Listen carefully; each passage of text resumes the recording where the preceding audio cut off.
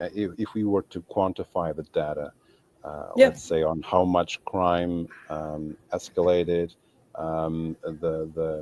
the exhaustion of public infrastructure. I mean, all of that being accounted.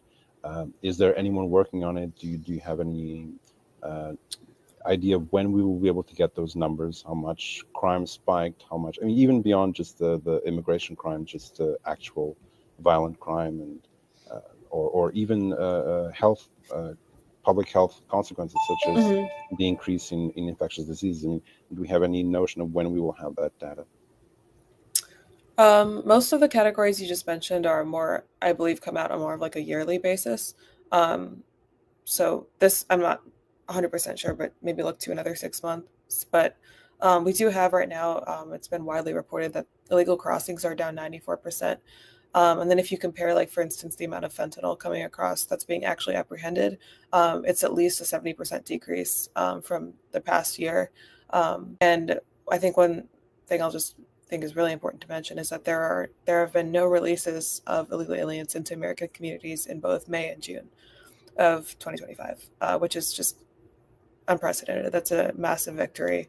That Americans know that whoever's coming across the border, I mean, those numbers, like I mentioned, are just dramatically lower, but that they're not being released. And so we don't have to worry about, I mean, yes, there's the whole of worrying about people that have come over the border throughout the Biden years. And obviously there's mass deportations happening. But when you know that there's others that are coming over the border but are not being released, it's at least, I think, a huge testament to President Trump's agenda and to his mantra to the American people, which is promises made, promises kept. I was just wondering if we could talk a little bit about fentanyl, because it's really a substance that we do not have experience with in Europe.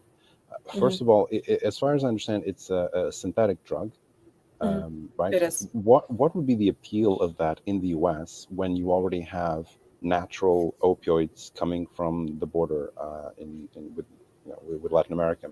Why would people prefer fentanyl?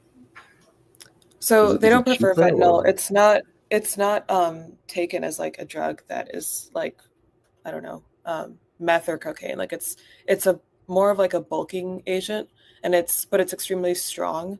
It's very extremely potent. Sorry. So that's when people take a drug, basically they overdose because they take a drug that they think is a certain drug with a certain amount in dosage, but it actually is laced with fentanyl, and that makes it way more potent, and it makes their dosage effectively much higher, and it's too much for their body to handle. So that's how they die.